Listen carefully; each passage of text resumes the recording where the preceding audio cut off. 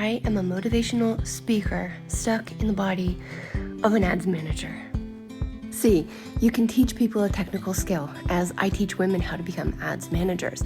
Now, I've got all kinds of videos on the strategy, how to do it, the exact process, all the templates.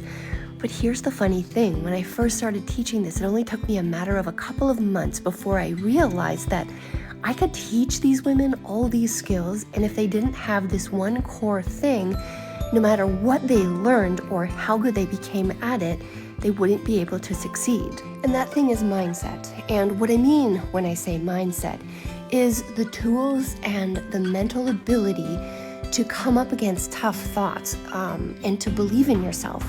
And to learn the skill of how to turn a negative thought into a learning experience or an empowering thought.